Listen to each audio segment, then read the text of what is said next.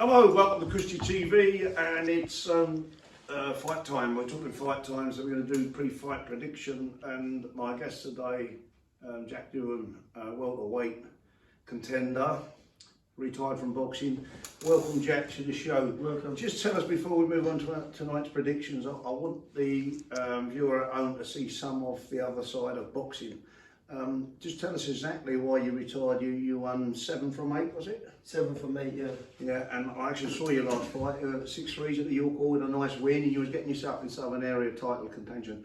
Just tell for the viewers at home exactly why you retired and what pressures it had, and the reason you retired, please. So the reason why I stopped boxing, professional boxing, was the depression, because of trying to sell tickets, pestering everyone to buy tickets. A lot of people let me down.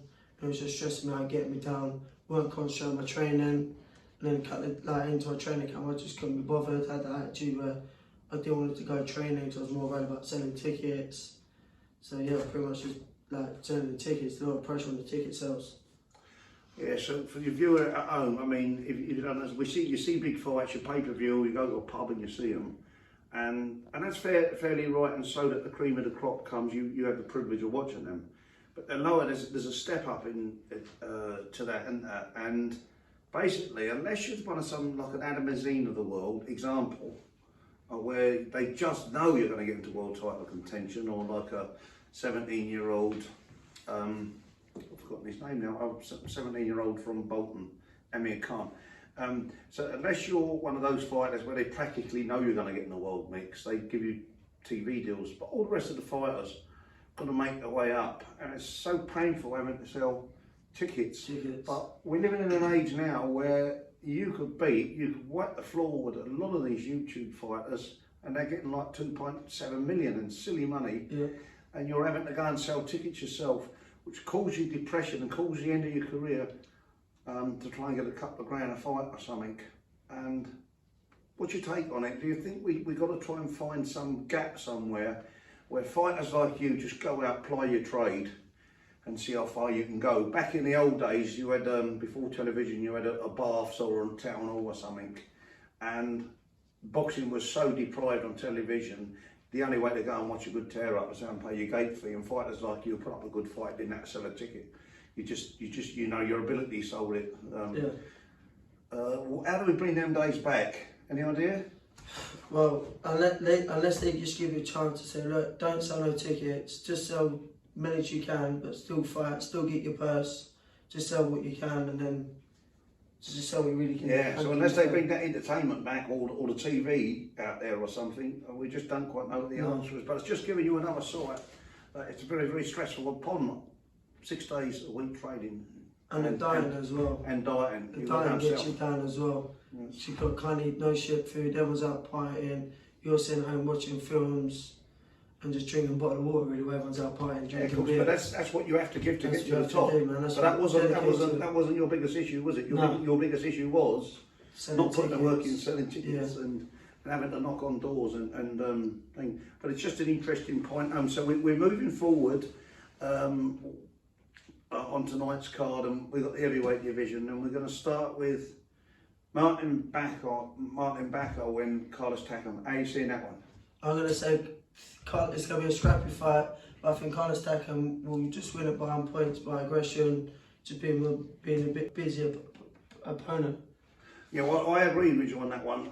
Martin Backer was going into the world leading contention, and he's always beaten on there as the most divided heavyweight in the world. But he's taken on a real top gateway fighter in Takam, and he's come in at 21 stone for 5 pounds almost. 21 and a half stone, he's a stone and a half on. I'm sorry, mate, but I've done a bit in the heavyweight division. You can't carry that weight around, and I think it could be dangerous. I think he could counter-punch him with speed. Takam's a very tough man. Yeah. Unless Backer knocks him out, I think Takam beats him on points. And if he does, got his only self to blame.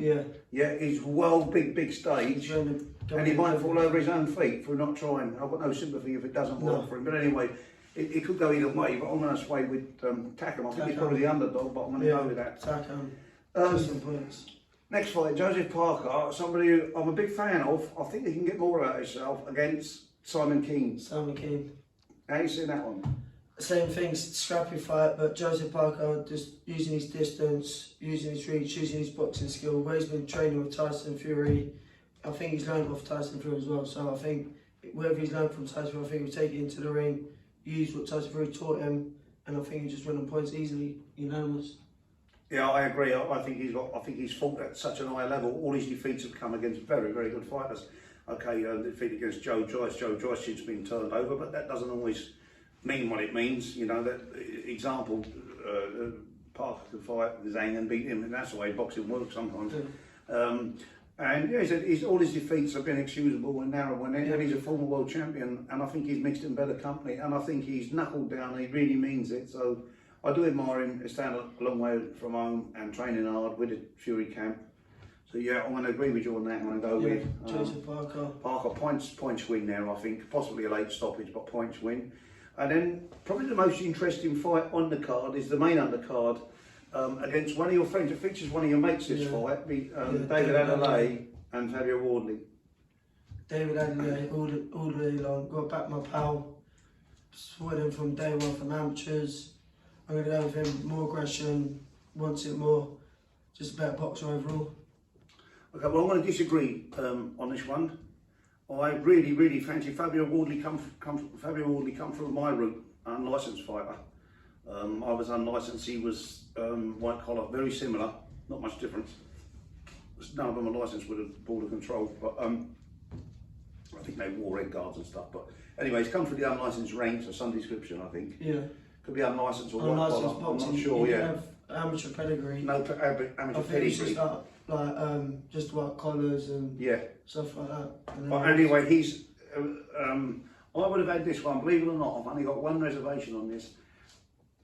He thinks David Adelaide wants it. I don't think David Adelaide's got the IN minerals. He's a West London boy. I've got to select my words easy. I wouldn't mind seeing him win. I'd like to see him win. I like them both actually.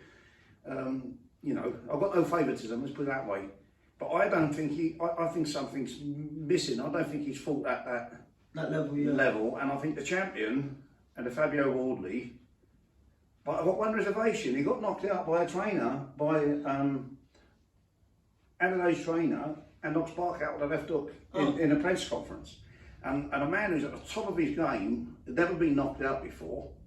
I don't know what effect it's got. I'll take myself, I've never been knocked out, and I don't know what would happen if I got knocked out. If I got knocked out, you look like the next bloke, but I don't know what effect it would have when you've never previously been knocked out. No, yeah. That makes sense? Yeah. So that's the only reservation. I'm going all the way with Fabio Wardley. In fact, I was going to get my wallet out and put some money down on Wardley quite heavily. But when I saw the press conference, you've seen it somewhere a few weeks ago now, probably 6 weeks ago, he gets chinned by a trainer. Well, fairness, he's looking at Adelaide in the press conference, and matey comes around the corner and says, "You're not doing that in my fight." Comes round, one of his cornermen, one of his camp, chins him, knocks him completely out. I don't know what effect it's got. Other than that, all the way, Wardley, but I'm still going Wardley. I'm now going Wardley 7.5, 8 out of 10. I would have went 95 out of 10. But I think still 50-50 fight. This is a big test for Dave as well. So this will test him, see where he's at.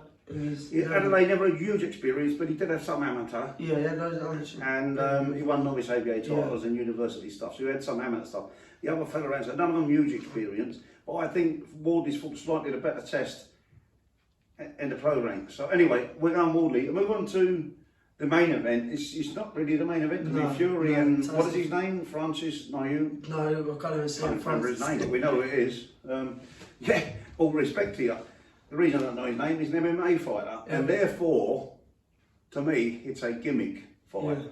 I'm sorry, if it was an MMA fight, I think it probably would be alright. Probably maybe his favourite, possibly, or even money or something. I still probably fancy Fury because he stand up, maybe even. Yeah. But in a boxing match, no chance. No chance. It's a gimmick. It can't happen. It's a gimmick fight. It's another massive payday, and it almost goes back to what we said about Jack's career. Okay, we are talking about the cream of the crop in Tyson Fury, but we're not talking about the cream of the crop in the other block. And the heavyweight division. I reckon there's probably 50 heavyweights in the world could beat him, surely. Of course, Like Mike Tyson's been training Francis as well, so I don't know what that's going to bring to the table as well. It's going to be interesting what he's going to bring. look, I can train you, show you how to punch my way or his way. I can teach you most of that. You should not do it in the ring now, But then you've got to take it to a man with the class of Tyson Fury and the size and the range. Yeah. And what happens if you do it? He'll probably get up. Yeah, of course. Like he has done. I did against Wardley when he You know, was he'll look on the deck, but he'll get up and he's got a knockout punch. Very, very slim, but I can't see this bloke landing one. No. Can't see this one bloke landing one. So all you viewers at home, for the purists, I'm sure. In fact, I know they'll be lucky. 1 in 100 of you purists at home not agreeing with me and Jack. But for you who just pay the old money and don't quite understand the fight game, you might be all just take our words. It's no contest.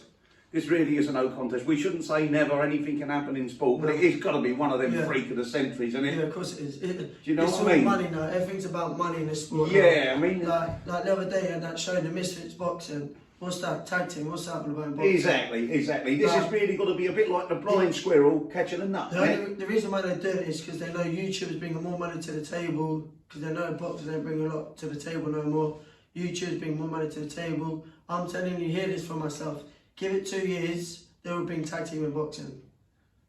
Now, probably. Would you watch it though? No. No, well, there you go. So we're boxing purists. But back to Fury, it's got to be, what could you equate it like?